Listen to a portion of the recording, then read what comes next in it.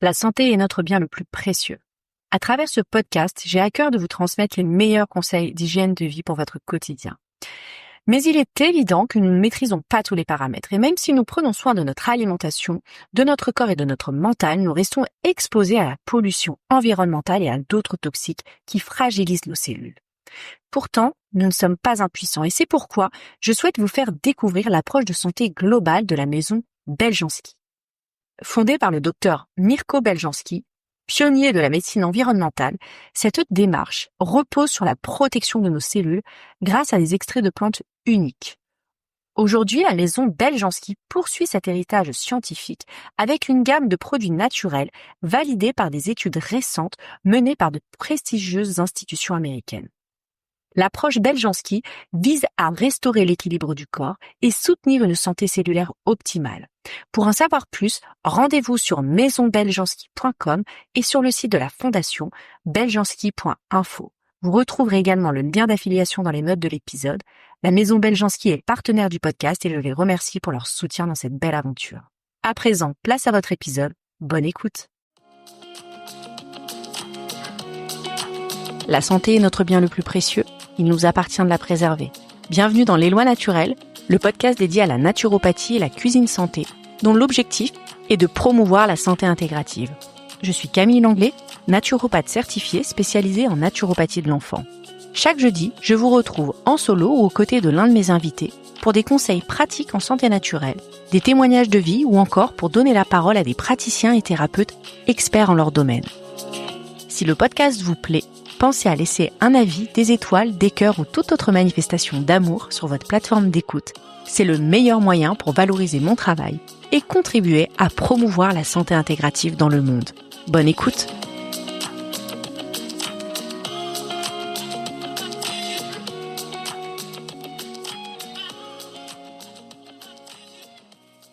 Nous arrivons à l'automne, cette saison où les températures baissent, où l'immunité est mise à l'épreuve et où apparaissent les premières infections hivernales. C'est donc le moment idéal pour parler d'un trésor naturel aux propriétés puissantes, la propolis. Encore trop peu connue du grand public, la propolis fait pourtant partie de ces merveilles de la ruche que les abeilles fabriquent avec une intelligence fascinante et qui nous offre, à nous les humains, des bienfaits extraordinaires, notamment pour soutenir notre système immunitaire. Pour nous éclairer sur le sujet, je suis ravie d'accueillir Fabienne Veloso. Fabienne travaille chez Pôle Énergie depuis plus de 20 ans. Pôle Énergie, c'est une marque que j'apprécie énormément pour son engagement dans la valorisation des produits de la ruche, dans le respect de la nature, mais aussi pour la qualité des produits qu'elle nous offre. Fabienne est passionnée par le monde des abeilles, la qualité des matières apicoles et leurs usages en santé naturelle. Nous avions déjà eu le plaisir d'enregistrer ensemble autour du pollen dans l'épisode 41 du podcast que je vous invite à écouter si ce n'est pas déjà fait. Et j'ai le plaisir de l'accueillir à nouveau aujourd'hui pour vous faire découvrir les trésors de la propolis. Fabienne est passionnée et passionnante. Elle nous offre toujours un voyage au pays merveilleux des abeilles. Bonjour Fabienne. Bonjour Camille, merci pour cette présentation. Merci à toi pour être de nouveau dans le podcast. Je suis ravie qu'on puisse enregistrer cet épisode et puis surtout faire découvrir la propolis aux auditeurs. Avant qu'on entre dans le vif du sujet, est-ce que tu pourrais nous présenter un petit peu plus Pôle Énergie, l'origine et sa création pour que les auditeurs puissent faire connaissance avec cette entreprise? Oui, bien sûr. À l'origine, en fait, l'histoire de Pôle Énergie est très liée à celle d'un homme, Patrice Percy-Ducerre, voilà, qui est ingénieur des techniques agricoles initialement. Et en fait, Patrice s'est installé ensuite dans le Lot-et-Garonne comme apiculteur. Voilà. Et en fait, alors qu'il était apiculteur, il a été atteint de sarcoïdose pulmonaire. Bon, il a été soigné par allopathie, mais durant toute sa convalescence, spontanément, il a consommé du pollen directement récolté à l'entrée de ses ruches. Et pour lui, ça a été une révélation, parce que ça l'a vraiment aidé à retrouver rapidement des forces et à pouvoir reprendre une activité quasi normale alors qu'il avait été assez éprouvé. Et en fait, il s'est rendu compte que le fait de consommer le pollen vraiment à l'état frais permettait d'être beaucoup plus efficace que consommer celui qui était séché, voilà, en bocal. Et c'est vraiment à partir de là, en fait, qu'il a eu de cesse que de trouver un procédé breveté qui puisse justement figer cette ressource naturelle sans qu'elle s'abîme. parce que le pollen est très fragile et donc il a soit besoin d'être séché, soit il faut trouver une autre alternative, sinon il se détériore très rapidement. C'est à partir de ce brevet, en fait, la congélation et la mise sous atmosphère contrôlée du pollen qui a vraiment, où tout s'est emballé finalement, parce qu'il y a eu vraiment un très bon accueil et, et c'est de là, en fait, c'est vraiment de cette découverte et de ce brevet qu'a été créé Pôle Énergie en 1998. Voilà. Le procédé breveté, le dépôt de brevet, c'est 95 et la SARL Pôle Énergie en tant que telle a été constituée en 98. Et ensuite, en fait, on a fait un véritable travail de pionnier sur les pollens parce il y avait très très peu de bases en fait de données existantes de publications. Et de la même façon qu'on s'est intéressé au pollen, c'est-à-dire vraiment essayer de capturer le meilleur, de récolter le meilleur pour pouvoir le restituer au consommateur de la façon la plus, comment dire, qui va préserver au mieux ce trésor nutritionnel. Et ensuite, donc, on s'est aussi intéressé beaucoup à la propolis. Et ce qui nous intéresse à chaque fois, alors c'est un petit peu différent puisque c'est une matière première différente, effectivement, hein. Le pollen, ça a beaucoup d'atouts, une synergie nutritionnelle très dense, très forte, voilà. Et c'est ça qu'on va essayer de restituer. Dans la propolis, on le verra, il y a des principes actifs qui sont essentiels et c'est sur ces principes actifs voilà que nous on s'est focalisé justement pour les restituer aussi dans les produits finis. Et depuis en fait voilà, Pôle Énergie a grandi autour de ces deux piliers que sont pollen et propolis. On fait d'autres produits de la ruche comme la gelée royale, un petit peu de miel, mais nos deux spécialisations, c'est vraiment le pollen congelé à l'état frais et les propolis, et on va le voir titré en principe actif. Et c'est de cette façon-là, en fait, qu'on a été légitimé aussi en tant qu'entreprise, voilà, de produits de la ruche, voilà, et qu'on a une véritable reconnaissance au niveau de la qualité aussi de nos produits. D'accord. Est-ce que justement tu peux nous expliquer vraiment, enfin expliquer aux auditeurs ce qu'est la propolis? Oui, oui. Alors la propolis, au départ, on l'appelle pas propolis. Au départ, cette substance, en fait, elle est sécrétée par les végétaux. Donc c'est une substance, souvent c'est une résine, un exudat, voilà, qui est sécrété par les plantes. C'est pour se protéger. Donc par exemple, sous nos latitudes, eh bien, ce sont les jeunes bourgeons qui vont sécréter cette résine, les jeunes bourgeons des arbres, qui va venir en fait les engainer et former en fait voilà une carapace protectrice qui va leur permettre de se défendre contre les bactéries, les virus, les champignons et même contre le pourrissement. Ah, c'est une substance qui n'aime pas l'eau, voilà, qui va permettre vraiment de protéger le bourgeon. Comme l'arbre il est immobile, il n'a pas possibilité de le protéger autrement. Donc c'est vraiment une substance protectrice. Et les abeilles, depuis plus de 100 millions d'années qu'elles sont sur Terre, elles ont dans leur environnement choisi les plantes les plus appropriées pour aller chercher cette résine justement qu'elles vont ensuite transformer en propolis. Donc en fait, elles vont chercher cette résine quand il fait suffisamment chaud, c'est souvent au printemps, il faut qu'il fasse au moins 24 degrés. Elles vont la chercher chez nous, c'est sur les bourgeons des arbres. Et ensuite, elles la transportent dans leur corbeille à pollen et ensuite elles la ramènent à la ruche. Et là, cette résine va être mélangée avec de la cire pour qu'elle soit plus malléable en fait. Parce que cette substance, qui là maintenant, à partir de là, en fait, quand l'abeille l'a retravaillée, on peut vraiment parler de propolis. Eh bien, l'abeille va s'en servir pour étanchéifier son habitat et puis aussi pour l'aseptiser. Parce que c'est justement ça qu'elle va chercher, l'abeille. Ce sont ces principes actifs qui vont permettre de participer à la défense et à l'immunité de la colonie. Et ensuite, donc, les apiculteurs la récoltent et c'est ce qui va permettre, en fait, c'est la base ensuite de toutes les déclinaisons à base de propolis. D'accord. Donc on peut dire qu'il y a une saisonnalité dans la propolis. Il y a une saisonnalité, effectivement. Pour la récolte, oui. Oui, oui. Alors après, ça dépend des méthodes de récolte. Enfin, voilà. Nous, on est vraiment sur une propolis de grille en plus chez Pôle Énergie pour toute notre propolis de peuplier qui est issue du peuplier parce que en plus, enfin, on a vraiment j'ai oublié de le dire dans la présentation, on a cette loupe aussi chez Pôle Énergie sur l'origine végétale et botanique des matières premières. Parce qu'on s'est rendu compte que ça apportait vraiment des particularités qui permettent de bien positionner telle ou telle, matière première et ensuite, bien sûr, de produits finis, sur telle ou telle problématique de santé. Voilà, ce qui nous permet d'avoir une approche plus fine, en fait, par rapport à ces capacités de ces matières premières.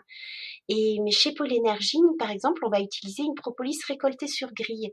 Et là, effectivement, il y a une forte saisonnalité, puisque les grilles, c'est des grilles qui sont posées au-dessus des cadres de ruche, donc souvent en avril-mai, et qui sont relevées ensuite en octobre. Et ça nous permet comme ça d'obtenir une propolis fraîche, non oxydée et très riche en principes actifs. Voilà. Mais la plupart des propolis du marché sont issus du raclage ou du grattage.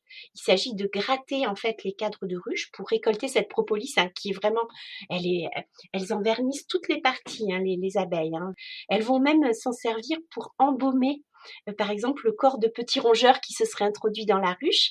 Voilà, si le rongeur meurt à l'intérieur de la ruche, eh bien, on imagine en fait, voilà, un corps en décomposition de cette taille pour la colonie, ce serait vraiment une catastrophe sanitaire. Eh bien, elles viennent embaumer en fait cette dépouille de propolis pour éviter toute propagation de germes. Et les apiculteurs après retrouvent souvent des momies. On a même retrouvé des traces de propolis sur les bandelettes de momies égyptiennes. Longtemps en fait que les humains ont pu observer cette capacité de la propolis justement pour ses propriétés antiseptiques vraiment très puissantes. Et pour en revenir à la propolis de grattage, voilà, donc souvent les apiculteurs en arrière-saison, ils vont gratter les cadres de ruche, notamment ceux qui ont servi à la récolte du miel, les cadres de hausse, et ils vont ensuite se servir en fait de cette propolis de grattage pour décliner ensuite leurs produits. Le truc, c'est que cette propolis de grattage, c'est beaucoup moins évident d'avoir une bonne traçabilité et en plus, elle risque de contenir beaucoup plus de déchets. Donc on n'a pas souhaité nous travailler avec cette matière première. Vraiment, on a voulu avoir une matière première d'une innocuité totale, voilà, et très concentrée en principes actifs, voilà. Moi, ce que je trouve fascinant à chaque fois qu'on parle des abeilles, on a l'impression que c'est un monde absolument magique. Il y a une espèce de symbiose entre la nature, les végétaux, les abeilles, Mmh, les mmh. travaillent enfin, je trouve ça vraiment très impressionnant. Ah oui, c'est très impressionnant et en plus, c'est vraiment cette coévolution, en fait, entre les abeilles et les plantes qui vraiment permet, en fait, ce phénomène et ce qui est merveilleux aussi, c'est que là encore, les abeilles, elles apportent un plus toujours à ces trésors végétaux. Elles apportent un plus au pollen, mais pour la propolis, c'est pareil.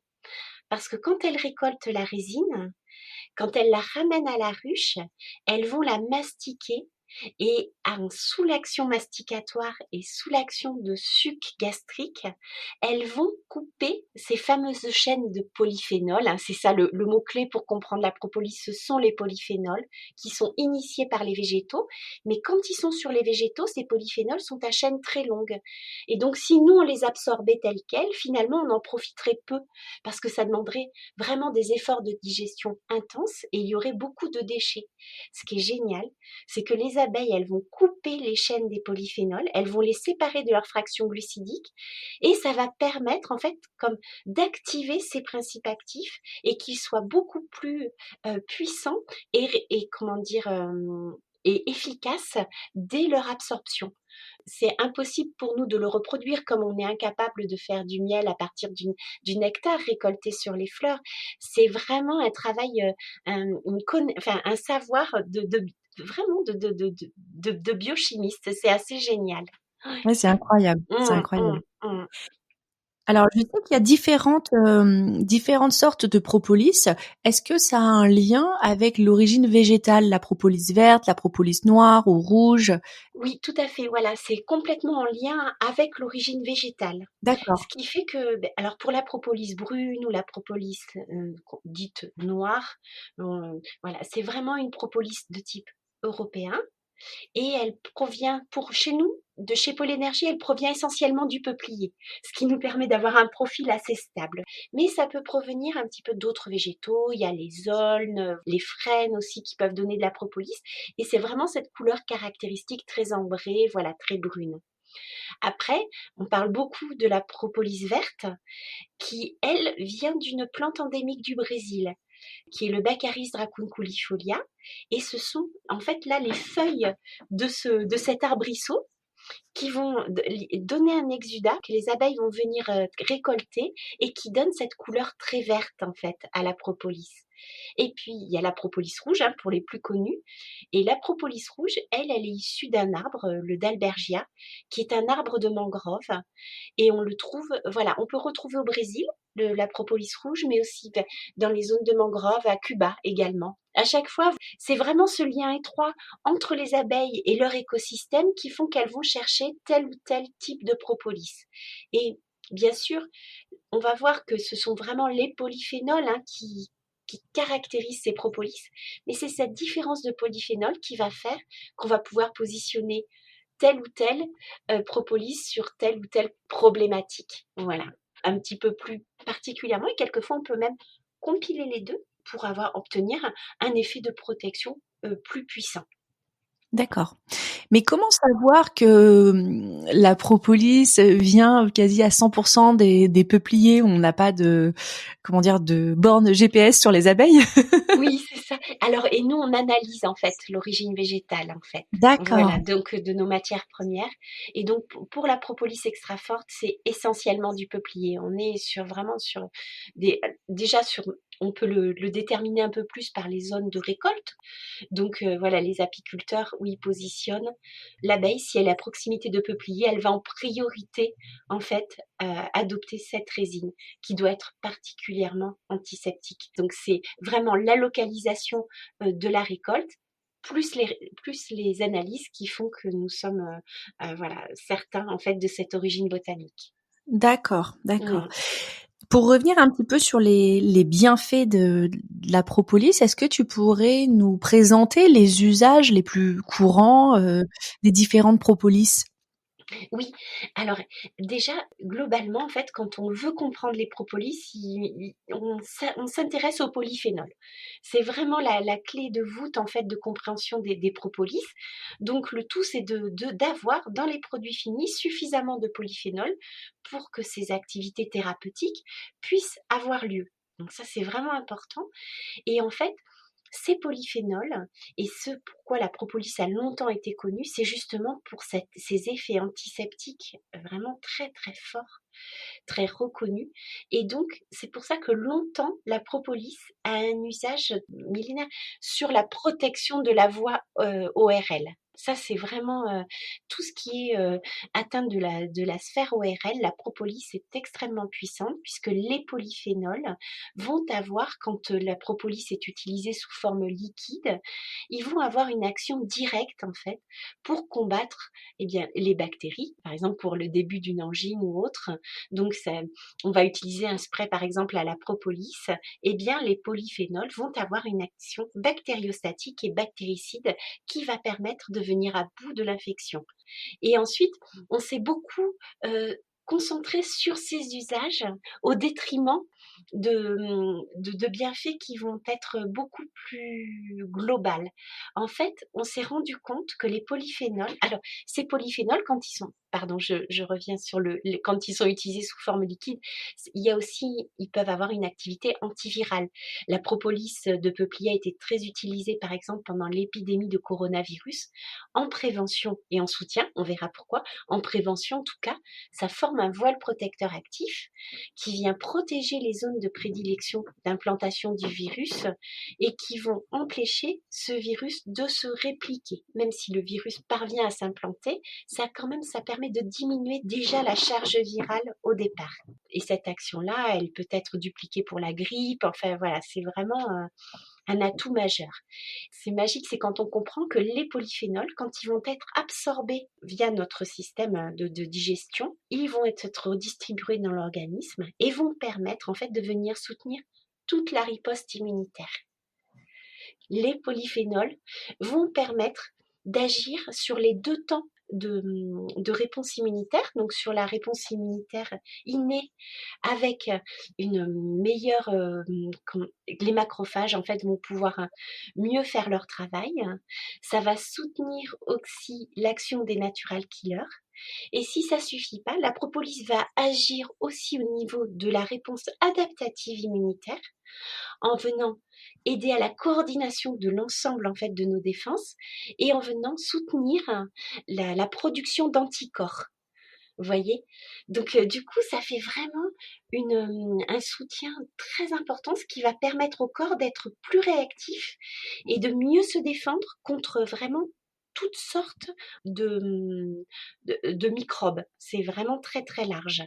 Et en plus, ce qui est génial, c'est que la propolis ne va pas suractiver la réponse immunitaire de façon voilà, incontrôlée. Au contraire, la propolis, elle va agir quand elle va trouver un terrain immunitaire en, en ébullition, hein, par exemple en cas de maladie auto-immune, eh bien, elle vient tempérer cette réponse inflammatoire. Donc ça aussi, c'est génial parce que du coup, on peut utiliser la propolis dans bon nombre de cas sans qu'il y ait aucun risque de surchauffe, de venir alimenter cette surchauffe voilà, immunitaire. Et après, en travaillant plus sur les polyphénols spécifiques de telle ou telle propolis, on s'est rendu compte, par exemple, que la propolis de peuplier, elle avait un très large panel de polyphénols. Donc, ce qui permet vraiment de la conseiller de façon plus généraliste. On a besoin de renforcer son immunité pour l'hiver, eh bien, on va privilégier plus celle de peuplier pour une activité plus large. Par exemple, où la personne vraiment, elle est en aplasie médulaire, eh bien, on va plutôt privilégier celle de peuplier pour venir renforcer l'ensemble des défenses immunitaires. Elle a une activité antivirale aussi assez puissante, cette propolis de peuplier. Donc, c'est vraiment celle à privilégier aussi en cas d'épidémie de grippe, par exemple. Elle va, comment dire, bien cibler aussi les virus. Et elle a une activité anti-inflammatoire. Donc, en cas de maladie auto-immune, on peut aussi privilégier cette propolis. Et la propolis verte, elle va avoir une action très intéressante contre les bactéries, par exemple. Et en fait, ce qui est intéressant dans cette propolis, c'est qu'elle va non seulement agir contre les bactéries, mais aussi pour les bactéries qui constituent des biofilms, elle va venir déstructurer ce biofilm qui les abrite et qui les protège et qui leur permet de mieux proliférer. Et donc, en déstructurant ce biofilm, elles vont fragiliser les bactéries qui vont revenir à l'état planctonique. Et donc, même en cas d'antibiothérapie, on peut prendre en même temps la propolis verte. Ça va aider justement à lutter contre les phénomènes d'antibiorésistance et à potentialiser les effets des antibiotiques eux-mêmes. Donc ça, c'est vraiment intéressant. Et en cas d'infection urinaire, c'est la propolis verte qui est à privilégier. Et la propolis rouge aussi a des capacités antifongiques assez intéressantes. Donc vraiment, c'est les deux propolis qui est plus tropicales, finalement, elles vont avoir une action aussi plus antifongique et antiparasitaire. Oui, peut-être que elles sont plus liées aussi à Oui, leur provenance d'origine et à ce qui peut arriver exactement. là-bas. Mmh. Exactement, ça s'explique aussi. C'est pour ça que j'aime bien aussi, même par rapport, à la résonance que peut avoir la prise de propolis de peuplier pour nous. Je pense que voilà, par rapport à nos organismes, c'est peut-être plus pertinent quelquefois de la privilégier par rapport justement, au fait qu'on partage le même écosystème. Mmh. Oui, c'est vrai que c'est intéressant cette Mmh. vision-là, en Mmh effet, mh. je suis d'accord. Et alors, est-ce que c'est quelque chose aussi qu'on peut prendre à titre préventif? Oui, oui, oui, la propolis, voilà, justement par cet effet elle va venir vraiment, comment dire, mettre en alerte finalement le système immunitaire, voilà, pour qu'il soit mieux préparé justement à la possible arrivée d'agents pathogènes. Donc en fait, on va être sur souvent des cures par contre en propolis, ça on parle plutôt de cures, et on aime bien, même si on doit par exemple ben, si la durée de prise est en prévention, on est souvent sur 20 jours, voilà, et selon comment dire? Selon le titrage en principe actif, on prendra 1 unité de prise ou 2 unités de prise, ça dépend, hein, tout est décliné. Nous, c'est vraiment correct, enfin, c'est très lisible sur nos emballages. Et puis, et beh, si on a à combattre un éventuel pathogène et qu'on doit le prendre, par exemple, sur plusieurs mois, eh bien, on va toujours observer des petites pauses, en fait. On va faire 3 semaines de prise et on va arrêter 7 jours et puis on va reprendre 20 jours et on peut faire ça comme ça, on peut le faire sur plusieurs mois, hein, il y a aucun souci.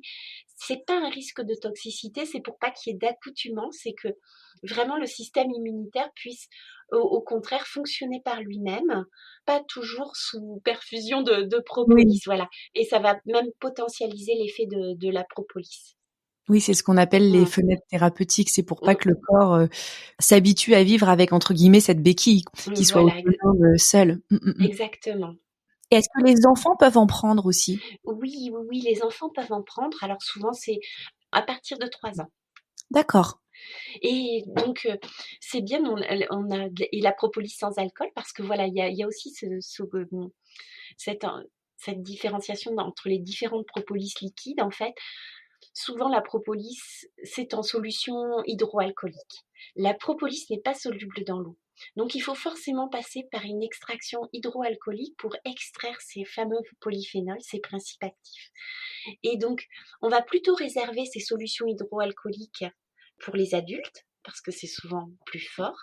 Et puis après, chez Pôle Énergie, on a réussi, à partir de cette solution hydroalcoolique, donc à partir de cette solution riche en polyphénol, à décliner une version sans alcool, mais toujours titrée en polyphénol. Voilà, nous, c'est notre obsession, c'est un petit peu ça, vous l'aurez compris. C'est vraiment pouvoir garantir aux consommateurs des principes actifs qui, qui finalement garantissent l'action de la propolis. Et donc, les enfants peuvent prendre facilement de la propolis même liquide sans alcool. Il n'y a pas besoin de prendre des gélules. Voilà, pour leur, par exemple, en prévention, là, l'hiver, en sortie d'hiver, au changement de saison, très facilement. Les femmes enceintes et allaitantes aussi, d'ailleurs. Il y a vraiment très peu de contre-indications sur la prise de propolis, hein. J'allais te poser la question, est-ce qu'il y a des contre-indications justement parce que tu parlais des maladies auto-immunes, mais non, il y a aucune contre-indication. Non, il y a vraiment aucune contre-indication et la seule contre-indication, ce serait, par exemple, des personnes allergiques aux produits de la ruche. Là, il faut qu'elles soient prudentes. Ouais, effectivement, puisque tout est un peu, après Oui. mélangé dans la ruche, donc c'est voilà, là, il faut vraiment, y aller, vraiment avec précaution, en prendre un tout petit peu, voir comment on réagit. Mais sinon, vraiment, c'est un très large public qui peut consommer de la propolis. Oui, c'est vraiment un produit à avoir dans sa trousse à pharmacie familiale. Oui, exactement, voilà, on a des actidoses de propolis, les gens en font des réserves, quoi, parce qu'en cas de grippe, de rhume, alors c'est très puissant, c'est très fort, hein, mais on peut le mélanger avec du miel, qui est un super vecteur d'assimilation, le miel, et là, ça adoucit nettement le goût. C'est très agréable à D'accord. prendre, même en cas de rhume, voilà, voilà, il y a cette double action et cette synergie qui est aussi très intéressante. Justement, je voulais te poser la question, qu'on revienne un peu sur la présentation. C'est toujours sous forme liquide? Alors, non, du coup, il y a la forme liquide, donc voilà, alors avec différents nous, on a la particularité d'avoir des petites actidoses où on va vraiment doser, apporter tant de polyphénol par prise, donc ça, c'est très intéressant. Après, il y a les comptes-gouttes, il y a les sprays et ensuite, on a décliné aussi avec des gélules. Ça, c'est intéressant. Donc il y a toujours ce choix, le choix de la galénique peut être fait en fonction de ce qu'on recherche. Si on a besoin d'une action locale antiseptique, pas de doute, il faut se diriger vers une forme liquide. Si on recherche un effet global et sans effet sur la sphère ORL pour le soutien immunitaire, il vaut mieux à ce moment-là se concentrer sur les gélules. Parce que l'ensemble des polyphénols, à ce moment-là, va être absorbé au niveau de l'intestin grêle et redistribué pour être correct, pour que les polyphénols puissent agir, voilà, délivrer leur effet antioxydant et protecteur, voilà, d'une façon d'un point de vue plus systémique. Oui, c'est une façon d'optimiser l'action de la propolis, Oui, en ouais, réalité. exactement, exactement. D'accord.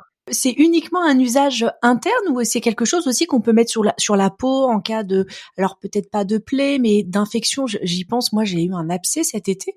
Est-ce que c'est quelque chose que j'aurais pu mettre au début, en tout cas? Oui, oui, oui, on peut le mettre. Alors après, voilà, le tout, c'est de quelquefois diluer parce qu'avec l'alcool, c'est pas évident de mettre sur des plaies ou on peut diluer avec du miel, hein, ça passe très très bien. Et effectivement, il y a un effet antiseptique assez génial. On peut le mettre aussi sur des boutons de fièvre, Ah, voilà, sur la intéressant ça. lèvre, voilà, contre les aftes Mmh. également. C'est hyper efficace. Donc et puis on a aussi créé là une crème justement avec de la propolis qui permet d'agir sur les dermatites, voilà, ouais, sur les eczémas. Voilà, c'est vraiment très, très efficace. Là où c'est plus délicat, c'est de pas utiliser comme ça une formule hydroalcoolique, voilà, Ouais, trop forte qui puisse, notamment au niveau des muqueuses, hein, qui serait voilà, ça serait d'accord. désagréable.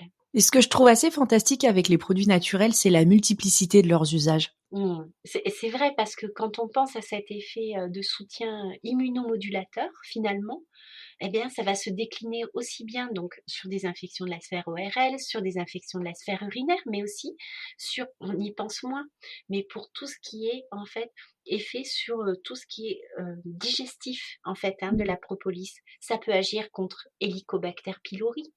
Ça peut avoir un effet contre les candidoses digestives et par exemple, même en cas de maladie auto-immune, eh bien, on peut, en cas de maladie de Crohn, on peut prendre de la propolis de peuplier justement aussi pour venir tempérer cette inflammation et aider à ce qu'il y ait, comment un système digestif assaini aussi. Donc Mmh. c'est vraiment, incroyable en fait et c'est très conciliable avec d'autres produits naturels, hein, comme les huiles essentielles. Donc c'est vrai que pour des spécialistes de l'aromathérapie, c'est tout à fait conciliable, avec, justement l'apithérapie et on peut venir et c'est très synergique et donc dans bon nombre de domaines, on peut venir aider avec la propolis. Ouais, c'est très intéressant. Mmh, mmh. Et je trouve qu'aussi cette idée de mélanger la propolis avec le miel pour les enfants, ça c'est une excellente idée. J'y avais pas pensé du tout. Oui. Et oui. Et d'ailleurs, longtemps, quand on n'avait pas encore réussi à obtenir une propolis sans alcool qui soit titrée en polyphénol, en fait, eh bien, on conseillait de verser l'actidose, de mélanger avec du miel. On laissait comme ça à température, à l'air ambiant pendant 2 heures. L'alcool s'évapore et les enfants peuvent le prendre très facilement. Et ça passe très, très bien. Non, c'est un super usage. Mm. Un très bon remède. Donc Oui, oui. une petite cure là à l'entrée de l'hiver avec l'arrivée de l'automne, c'est tout à fait recommandé. Exactement, exactement. Non, Mmh c'est la pleine saison là, oui, oui, oui, mh. vraiment. Alors, je voulais aussi te poser la question, évidemment, moi je recommande de se fournir chez Pôle Énergie pour la qualité des produits, mais des fois c'est pas toujours facile quand on veut acheter quelque chose ou peut-être un petit peu en cas d'urgence. Quels seraient selon toi les points de vigilance vraiment sur lesquels il faut porter son attention quand on achète ou qu'on veut consommer de la propolis? Ouais, mais moi, le premier point d'attention, c'est quand même de savoir la quantité de polyphénol. En fait, si cette propolis va être garantie en polyphénol, il suffit pas de dire qu'elle est garantie en polyphénol, mais il faut se trouver sur la boîte le titrage, effectivement, qui va permettre de confirmer la qualité de cette propolis. Mais est-ce que c'est toujours indiqué ça? Non, justement, on essaye, hein, de motiver, voilà, mais effectivement, il y a beaucoup de gens qui ne tiennent pas compte, en fait, de ce dosage et c'est dommage parce qu'on se retrouve avec des solutions, notamment des solutions aqueuses, qui ne contiennent pratiquement pas de polyphénol. Voilà. Mmh. Et donc, mais c'est difficile pour nous parce qu'on finalement on est un peu leader en fait hein, par rapport à cet affichage et il y a pas, ça suit pas. Donc finalement, voilà, ça peut, les gens vont jouer sur d'autres critères quoi. Mais pourtant, c'est pour moi, ça reste un critère essentiel. L'origine botanique aussi de la propolis est importante et puis aussi le mode de récolte, effectivement, de vraiment voilà privilégier pour la peuplier la récolte sur grille justement pour obtenir une propolis plus safe. Et en fait, il y a pas de réglementation à ce Non, niveau-là? non, non, non et c'est très difficile. Alors de plus il y a eu beaucoup d'avancées sur le miel, un petit peu sur la gelée royale. On va peut-être un jour arriver à la propolis, mais Mmh. c'est vraiment très, très long et c'est pas et voilà, il y a rien de défini encore. Mmh. Oui, donc il y a les obligations qu'on veut bien s'imposer, à Voilà, soi-même, ouais. Mmh mh. voilà, voilà. Donc si tout ça n'est pas affiché, déjà, ça n'est pas enfin, ça donne un premier indice, en tout cas. Voilà, c'est ça, c'est ça. Voilà, sinon si c'était fait, ben, forcément, ils en feraient une force, un atout en fait, hein, Bien pour, sûr. ficher sur les packaging. Mmh mh. Bien sûr. De toute manière, j'ai envie de renvoyer les auditeurs vers le site de Pôle Énergie parce qu'il y a énormément d'informations sur tous les produits. Si les auditeurs veulent plus d'informations, je veux vraiment aller voir sur le site de Pôle Énergie. Et je rappelle aussi que il y a un code promo pour les auditeurs qui est LLN10 qui offre 10% de remise sur les produits de Pôle Énergie et ainsi que les frais de port. Voilà.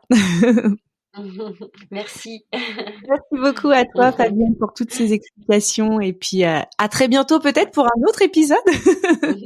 À bientôt, Camille. Merci. À bientôt. Au revoir. Merci d'écouter Les Lois Naturelles. Pour prolonger l'aventure, retrouvez-moi sur mon compte Instagram, Les Lois Naturelles, et abonnez-vous à la newsletter du podcast pour recevoir des conseils et des ressources en exclusivité. Et si vous souhaitez un suivi personnalisé, je serai ravie de vous accompagner en consultation individuelle sur votre chemin de santé naturelle. À très vite dans le prochain épisode. Prenez soin de vous.